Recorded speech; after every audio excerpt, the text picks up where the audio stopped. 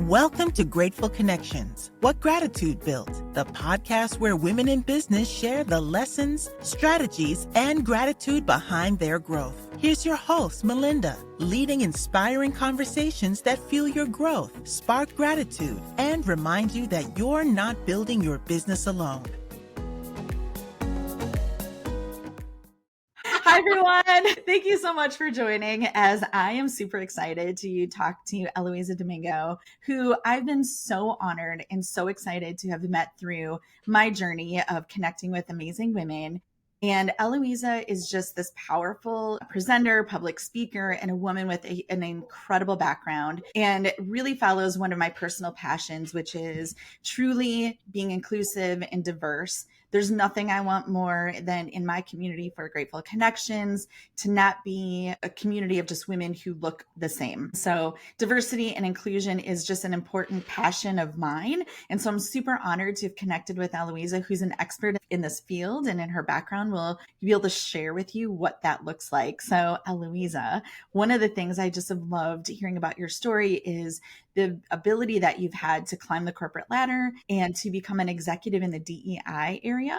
And can you tell us about your background? And I really am very curious about your elevation to that role. Absolutely. No, absolutely. So first of all, Malinda, thank you so much for having me. For those people listening, it's been a huge pleasure of mine, actually, to get to know you and to know your background. You have you have amazing energy, so to be able to just kind of like feed off of that is great. Thank you. So Malinda, I've been in the field of DEI, diversity, equity, and inclusion.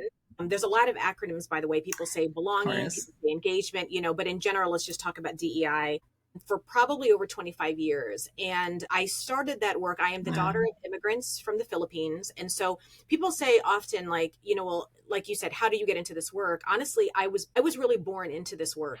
My dad is a doctor. He's a radiation oncologist, oncologic surgeon. My mom was a forensic scientist. And, it was one of those things where I watched my dad handling patients with he had a very strong accent. What people believed was a strong accent. I didn't believe that. Sure.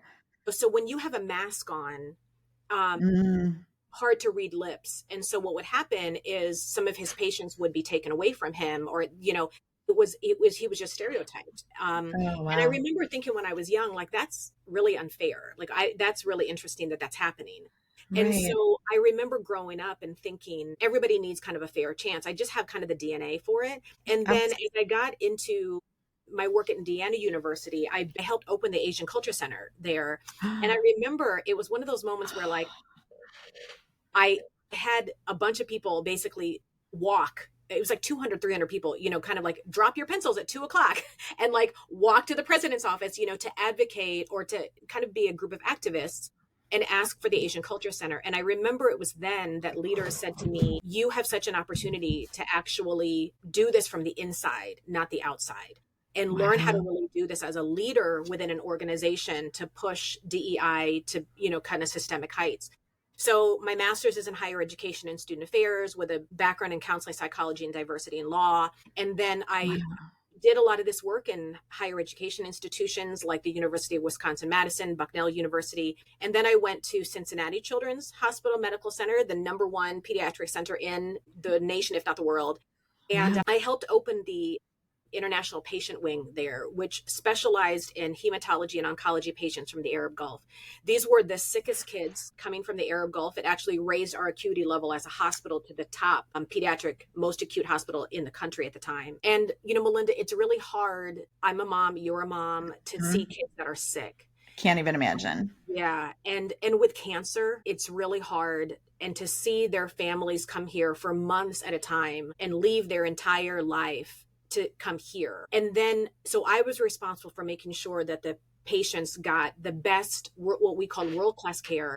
But at the same time that we were also understanding how to work with patients who were from the Arab Gulf, who were Muslim, who spoke Arabic, when Cincinnati at the time did not have a very large Arab culture. So you talk about diversity, you talk about bringing 200, by the way, it was 200 patients. All of a sudden, there were the sickest kids in the nation to a city that did not have that. So for example, if the kids became septic and they would call 911 in Cincinnati, there were no interpreters that could help that kid speak or that parent speak in Arabic, and you've got a septic kid, that's a fatal It's danger. situation. Yeah, very dangerous. So those are some of the things that I helped with. And then Johns Hopkins Medicine had me go over, I was the Deputy Chief Diversity Officer there. I helped open the Center for Transgender Health, which is one of the largest gender affirming care centers on the East Coast now and in the world. We won an innovation award for it. So I'm very, very proud of that work.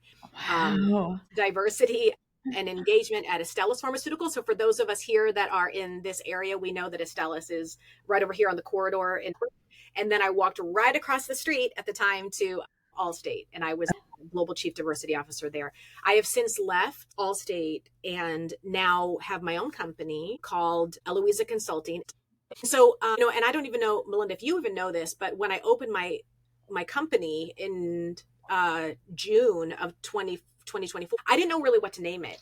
Yeah. And I wanted to name it about myself, around authenticity, about, something about me, something fun. So I named it 410, which 410 is my height. Oh my, I love that. I love that. One of the things, about me is I realized that people would say often, like when I would do keynotes, I'd walk onto the stage and they'd be like, oh my gosh, she's so little, or, oh my gosh, why are you so tiny? And I think people assumed certain things about me being a woman that was little.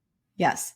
The average height of women in America is 5'2" to 5'3". I'm like several inches below that. Right. And so there were a lot of assumptions that were made about me. And then all of a sudden I would open my mouth, or they would see like this dynamic speaker with this power behind this little short woman. I love that. I love that. And so that's why the name came about. That name still exists, but then I built Eloiza Consulting, out of it. And here we are today. I love that.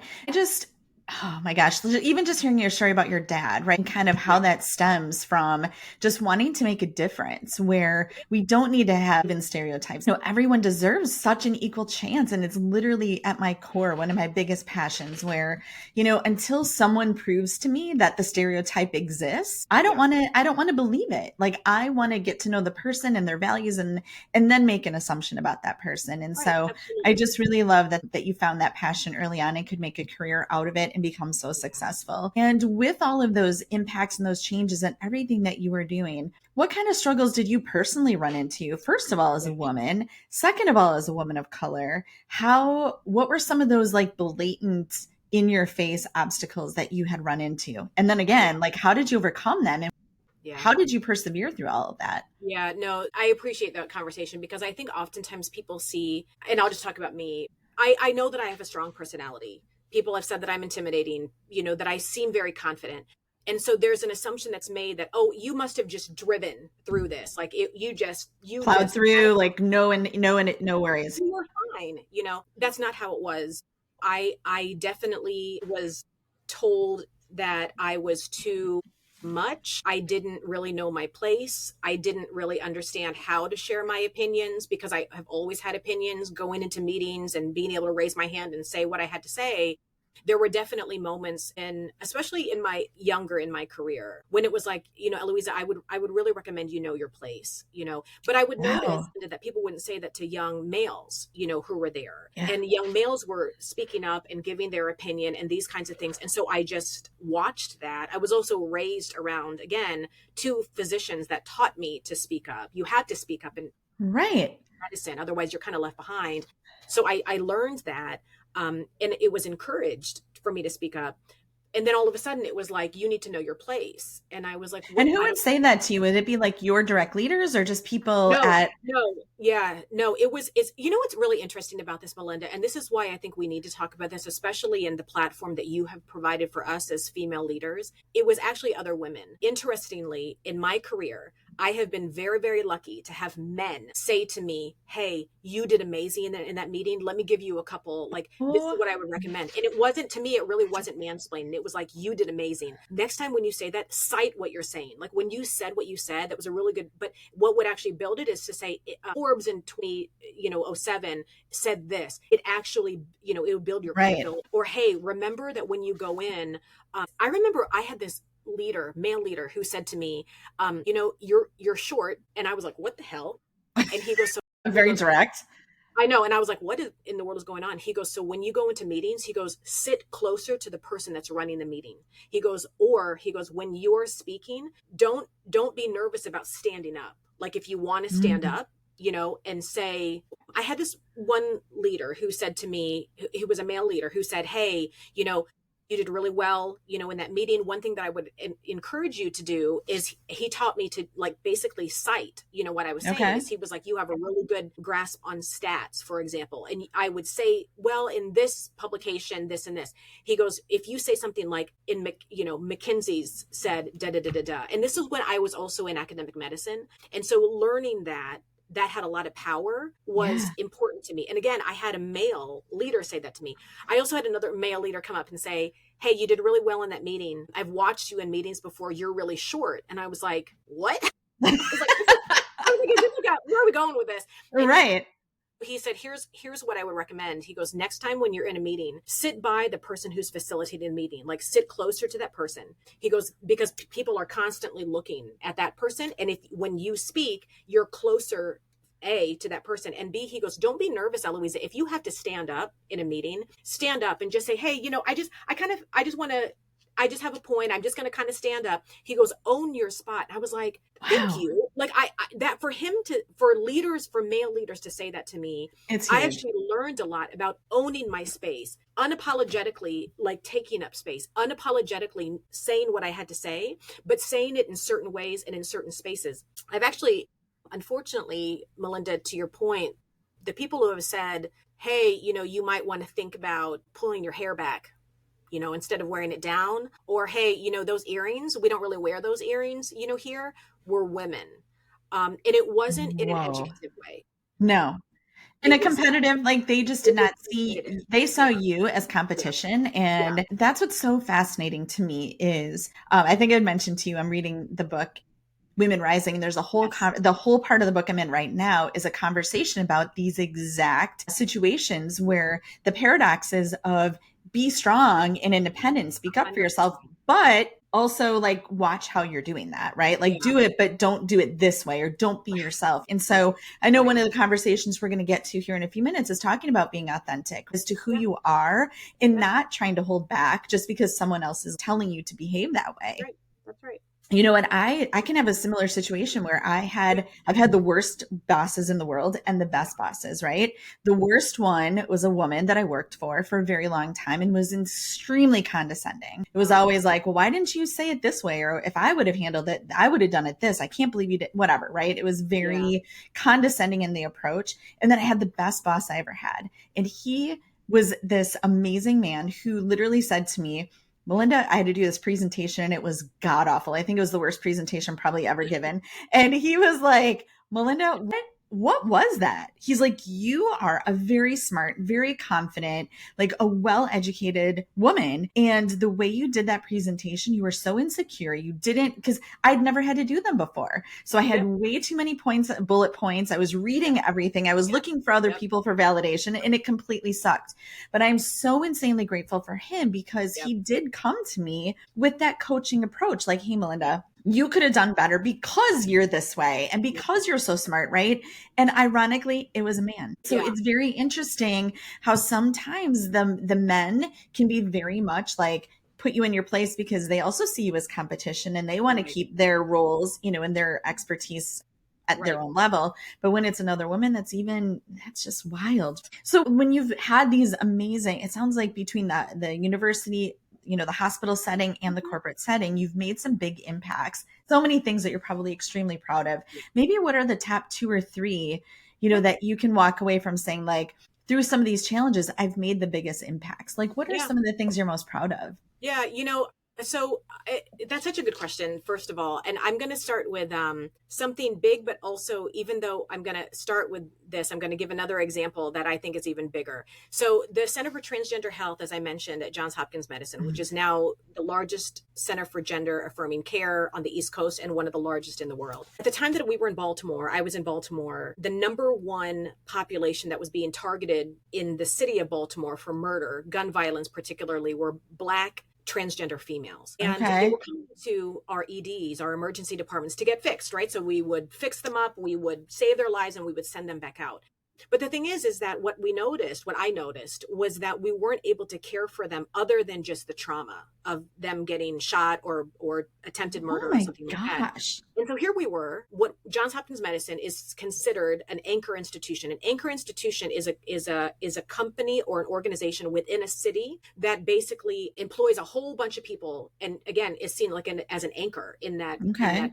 city. Johns Hopkins Medicine was that for Baltimore. And so here we were also helping the people that were targeted for murder, but we were saving their lives, but that was it. Like, how are we not making their lives better? Right. Helping them with OB-GYN care or speech pathology or, endocrinology care or anything like that.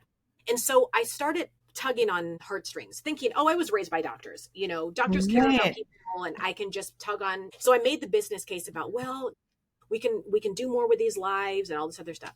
And I was really surprised, Malinda, because they were like, that doesn't make any sense. Like, listen, we've got other things we got to do there. We've got other patients, coming in. We don't really see the reason. Like, we save their lives and we send them somewhere else. Right. And I thought, that's interesting. And I thought, but this is, for some reason, I was so driven by this. I really, You're not giving up.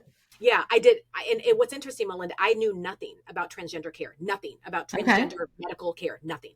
So I was like, why am I so driven by this? It had to do with justice. It had to do with they weren't getting fair treatment from the number one institution, in the country. And so I started doing some research and I started understanding how much it would cost to get gender affirming care at other institutions. I started asking questions from transgender patients saying, hey, if Hopkins offered this, would you come? The answer was always yes. And so I put together a market business case showing that we could actually have a profit gain if we helped these patients. Hopkins is very competitive. So I said, we've got this massive group of market. It doesn't matter who they are, market, going to UMBC, University of Maryland, Baltimore County, going to a place in New York.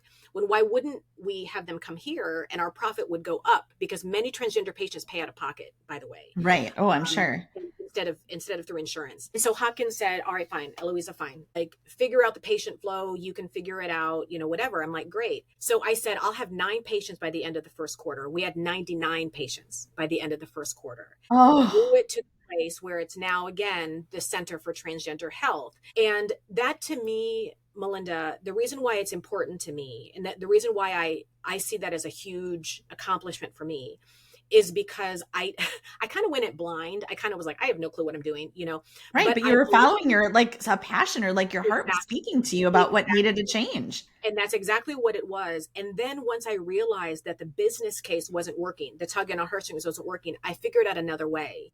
I figured out how to talk their talk, figure out what motivated them, which were finances, reputation, all this other stuff. And I put together a pretty strong business case and then was able to influence endocrinology, OB-GYN, pediatrics, all these other massive organizations to say, yes, fine, I'll give you one doctor, one endocrinologist, one OB-GYN, one speech path. I will give you these people and you can run these patients through. And the awesome thing about it is that prior to this, Johns Hopkins Medicine was actually known for being an anti-transgender institution for 40 years. And so by changing this, not only did we increase profit and increase patient flow, we actually reversed 40 years of anti-trans belief at Johns Hopkins Medicine. So to me, that was a big, big accomplishment. I love this so much. Yeah. And that to me is really about what it is that I do is I look at market and figure out there has to be other markets that you're not paying attention to that need your help. And you actually can grow your brand, switch your brand, change your culture, but also make money off of it. That's one example. And really, Malinda, you asked, what are some of the things in my career that I'm really proud of? That's a big one. But some of the other things is exactly what you said earlier is other women, particularly women of color, that come up to me and say, because of the things that you've done, because of the way that you are, wearing the jewelry that you do, wearing the clothes that you do, being authentic, being comfortable, walking in a room and sitting down and standing up when you have to, being unapologetically yourself, knowing that you're 4'10", knowing that you're the daughter of immigrants, knowing that, I was unapologetically that. I had a lot of young women come up to me and say, you've created a space where I didn't know that I could be that. And thank you, I can wear certain types of clothes and wear this and look the way that I do and still present really strong. I can take up space where other people don't look like me. I can say, no, this is what I think. I can stop time, because you did it. And that to me, as much as I love the Center for Transgender Health, all the international hair stuff that I've done, to have especially younger women who look like me say, now I know, now I can do it. That probably means more to me than like establishing the brick and mortar project. Yes. You know? Yeah, 100%. Because that, I mean, it does come down to, like, you know me, my number one passion is just really seeing women succeed. And I was very early as a young kid, I would have said I'm a feminist at, you know, in high school, even though I probably didn't even know what that meant. Right. But really for me, I wanted to be a stockbroker, not because I gave a crap about money, but I was like, I just want to be successful in a man's world. Like that was always my mission. And clearly I gave up on that. And I just, you know, I stayed in sales all this time, but really and truly it speaks to me to see someone take that lead to say, I want to pave the way for other women to be successful. And especially when we are living in a day and age still to this day where it is more difficult for us as women to climb the corporate ladder and to be in those positions. So Eloiza, I love that so much. And I feel like, I mean, hearing your story about the transgender project at Johns Hopkins just means so much too, just because that gives people a way to become their authentic self, right? It's to become themselves and to do it with a way that isn't just so let's fix you and move on. How can we help you become the person that you want to be? So when we're talking about where you're moving now from that amazing background and you're trailblazing forward, I know you want to do some consulting on a couple of different areas. Do you want to expand on the 3 different tracks that you're really setting out to trailblaze for? Yeah, no, I would love that, Malinda. Thank you for the opportunity. And, you know, I'm going to pull a string because some people say, oh, well, you're doing 3 types of consulting. And how does that all make sense? You know, I have always believed in just, as I mentioned, being yourself, being what you and I have talked about is this authenticity, which to me means that you are reliably yourself, regardless of if you see me and Malinda at dinner later and you're going to see the same Eloiza from this call versus at like, you know, the boardroom, you know, or you may see, you know, me in one job and another, it's going to be the same, you know, and that's really to me what the thread is. So the 3 places, Malinda, of consulting that I provide is, again, given my background in DEI, I still provide diversity consulting, but also I specialize in crisis leadership. Crisis meaning there's a lot going on in the world. Companies typically don't prepare for crisis. Your organizations may not, you know, when we build our companies, we think it's going to be awesome. You know, everything is going to be beautiful. We're going to have this amazing, you know, plan. We typically don't build crisis or chaos into the plan. It's typically business as usual. So then when crisis happens, and crisis to me, by the way, is defined by anything that takes you away from business as usual. Okay. And so if we typically don't plan for that. And so what I do is I work with leaders to understand how to plan for crisis before, during, and after the crisis, because you can actually build your brand and build your culture. I always say, never let a good crisis go to waste, is essentially what I love that. Yeah. Definitely DEI. So that's number 1. The second one is I work with students of all ages. So, you know, from students from high school or even littler, you know, than that, all the way to executives. Around building their confidence in their speaking ability. You know, I've been a public speaker, Malinda, since people laugh about this, but honestly, since I was 4. Oh my gosh. When I started learning how to be in a hospital setting with my parents who would walk me through and I would have to shake hands. Hi, my name is Eloiza. I'm 5. This is my dad, Dr. Domingo. And I'm in kindergarten. That to me is public speaking, right? Absolutely. And so holding your space, being confident, you know just as well as I do, Malinda, oftentimes we will actually give a job to somebody who interviews better versus somebody who is like, who can't like hold an interview, even their resume may be amazing, but if they don't show up well, that actually, it breaks your assumption a little bit. So what I want to make sure to do is everybody needs to know what their voice is and have what I call my T, E for my last name, for my first name, Eloiza, my T voice. Use your voice and let me help you do that. Whether it's an interview, whether it's telling your company some bad news, sensitive information. This is also what, you know, I help with. And then really, you know, the last thing is really around keynote speaking, public speaking, anything. You know, I do a lot with employee resource groups. I do a lot with imposter syndrome. That's huge. Women in leadership, of course, what I call high asset women. And so those are kind of the 3 spaces where I can help build authenticity and pull that and really grow it actually in different ways. I love that so much. As you know, I think as a small business owner myself, really wanting to, and I'm still struggling on being a public speaker, so I'm sure that I could take some tips from you for sure. But also just like giving women that confidence is literally at the core of why I'm doing what I'm doing. Because I think there's so many women who want to do things, but they're terrified, the imposter syndrome. And there is nothing more valuable, in my opinion, obviously with yours as well, is the only way to do that is to be authentic and to be exactly who you are. And you're going to connect with and draw in people that are most aligned with you when you are authentic. And there is nothing that makes me happier or makes my heart happier or prouder than when someone has said to me through whether it's my social media marketing or the way that I speak or whatever, people, when they tell me that they feel my authenticity and my genuine nature, I don't think there's a better compliment, because to me, I just want people to know and feel that they can be comfortable around me because I am me. More people, especially women, I think, don't have the confidence, where they're trying so hard to fit into a box or fit in somewhere else. And then through your rise into your executive career, the only way to do that is to be strong and confident in yourself. So I think there is an amazing education that you can provide for women for that. And I'm really excited about having you speak here at the Grateful Connections event at the end of the month, where we're going to talk about how to include diversity in your business plan without it being intimidating and scary. Like, how can we do this well? And again, I'm extremely honored and privileged to have you do that, because it is a topic that's really important to me. Yeah. I guess maybe if you could give a couple of tips prior to our conversation, what are some things that small business owners can really look for and plan for and think about when they're trying to be inclusive and diverse in their business with their own clients? So absolutely. So one of the things that I encourage, especially small businesses, to think about is really, what is your value? Like, what values do you actually want to bring forward? So Malinda, for you, for example, you have been very clear with your clients, with your audience, that diversity is a value of yours. For anybody who wants to think about that, what does that actually mean? So for example, if you say, diversity and inclusion is a real value of mine.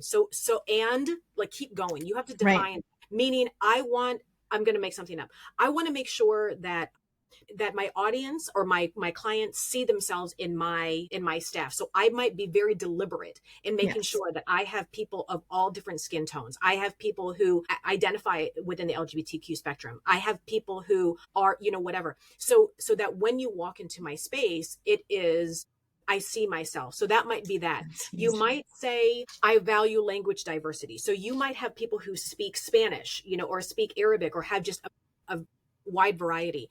So that's the number one thing. I always encourage companies, you need to define that for yourself. Don't come in and say, I value everything about diversity, because here's what that is. You can, as a person, as a company, you can't. It is very, very, very difficult. And I'm not trying to be unromantic. I'm being very real with you. I love that. And the reason why is because you have to define, again, if I sell clothes, it is okay to say that, my primary priority around diversity is around, race diversity. Okay, great. So let's think about how that shows up in your business. And it's not that you devalue the other parts of diversity, language, gender identity, LGBTQ, all this other stuff. It means that for your business, does it make sense?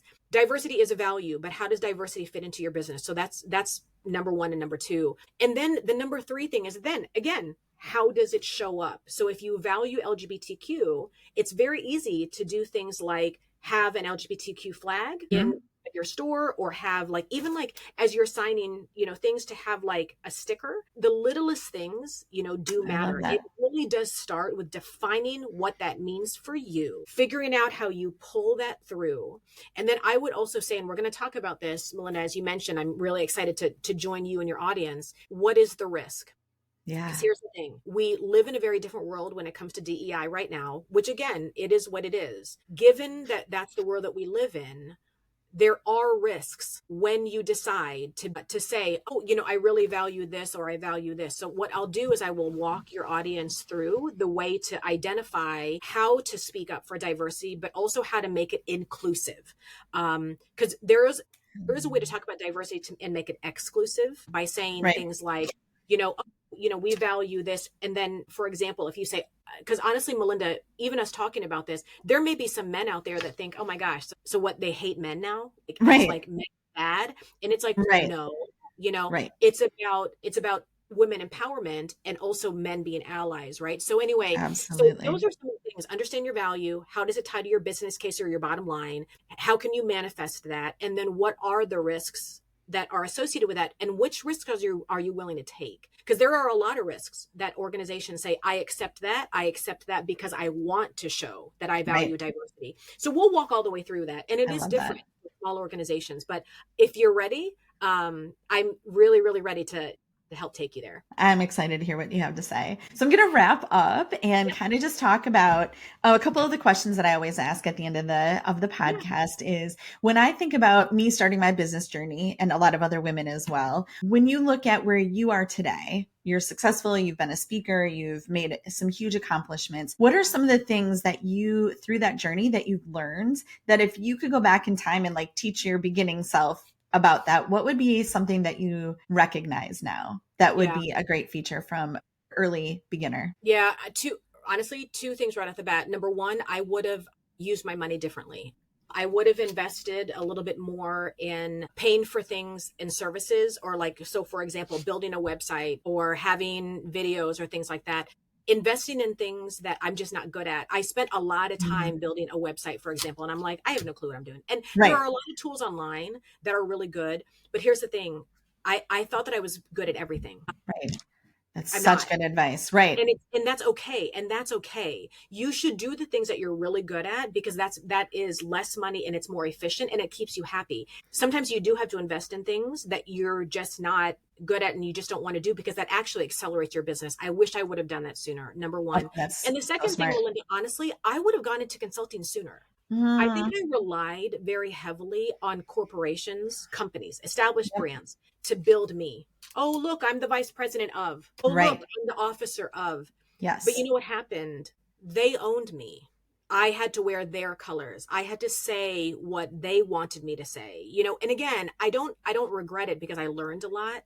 Right. But if I could have gone back, I would have told myself, you're ready. You're ready to do this for you. That's the imposter syndrome kicking in. Way too early. You don't have to attach yourself to another brand. You are the brand. I would have done this sooner, Malinda, honestly. I can totally appreciate that. I mean, I've been saying for the whole time I've been in corporate sales, like, I'm so tired of selling for these big companies. Like, I want to sell my own thing so that the money is mine and the values are mine and the voice is mine and I get to do it my way. But when you're in the corporate thing, you just kind of plug through until and sometimes, like, I don't know when the right time is going to be for me, but I'm grateful that you've looked back and realized, like, this is what you're meant to be doing, because it's very obvious to me that this is what you should be doing.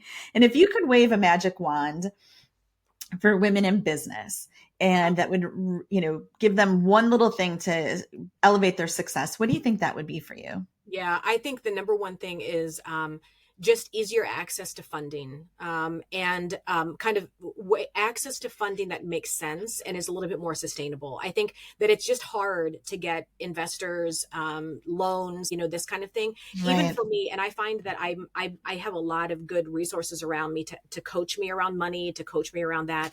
But women weren't really taught about money. We weren't really taught about how to manage it, how to work with it, how to leverage it, how to manipulate it, where to get it, and then how to drive it forward. We just weren't.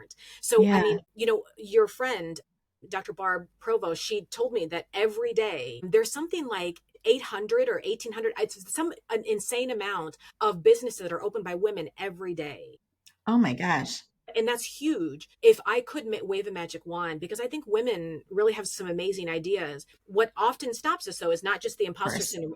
Sometimes money does make the world go round. If you don't have it, then a lot of times you do have to stop. I mean, even for me, Malinda, I've got a certain runway to make this happen, like financial runway to make this happen. Yeah, it would be amazing if we just had easier ways to access funding, whether it's investments, angel investing, whatever, to help kind of drive things, accelerated. So that's what I would wish for women who are. Oh my gosh, really that would. Entrepreneurship. I agree. That is a big one. We could all use more of that, right? Yeah, exactly. So just to wrap this up, since obviously we talk about gratitude here a lot at Grateful Connections, what would you say you're most grateful for in your business journey, and then maybe even in your personal life? Yeah. In my business journey, I'm very, very grateful for those mentors. And actually formal and informal mentors. Formal mentors who, like you and I have known, who have taken you aside and kind of consistently said, don't do this, do this cheerleader, piece. The informal mentors, like the ones that you and I talked about today, that have said, wow, you were really amazing. Here's one thing I would say to you. Or, wow, that was, even people to say, like, whatever you're doing, keep doing it. That kind of informal and formal mentorship, I am so grateful for, because no matter how successful we get, imposter syndrome is very real. The imposter phenomenon is very real. And actually, for people who are accomplished, the imposter phenomenon is actually more real for them. Interesting. That's just what the research shows. So to have that type of informal and formal mentorship is really critical. And I'm grateful for that. On the flip end, personally, Malinda, you know that I'm a mom just like you. I am a single mom. I have 4 boys. I have 2 sets of twins. I have 17-year-old boys and 12-year-old boys. And, here's their video, their artwork. Yeah. Right. I mean, you can see, so then I've got my little corner, but what's cool is they are so proud of me, and what I love is how engaged they are. My 2 older ones, they have accounts, and they're like, Mom, we follow you. And I tell my friends to follow you, and like just that kind of stuff. And I hear them say stuff to their friends about how, well, Mom does this and Mom has this. That type of mentorship and support, I don't teach them that. I didn't say like, well, but to have that type of support from your children, that is beautiful, invaluable. It is, because it gives you, the ability to do this, because mom guilt is also very real. Huge. So yes. To be like, hey guys, I got to do this. And they're like, okay, we support you. Freeing. Yeah. That is beautiful. And I have to say the same thing. That is one of the things I always love, is when my daughter's like, when she'll say, I'm so proud of you, Mom, or she'll say, I'm so excited that I get to tell my friends that my mom does this. I'm like, I mean, really and truly, right? That to know that your kids look up to you and actually see the movement that we're making and the progress and the impact that we're making. Yeah. There's just nothing out of all the people that cheer you on. It really is the best, right? I agree. I love that. I love that. Well, I'm so excited. So if you want to just give us one last quick roundup, where do we find you? What are you up to? I know you've got a podcast. I know that you obviously have email and a website. So if you want to share all your fun things, I would love to share that with everyone. Absolutely. Absolutely. So I'm not going to go through all of the handles, but we'll make sure that Malinda has it so that we can put it in the description. Anywhere that there's an online platform, Facebook, LinkedIn, Instagram, TikTok, YouTube, I'm all there.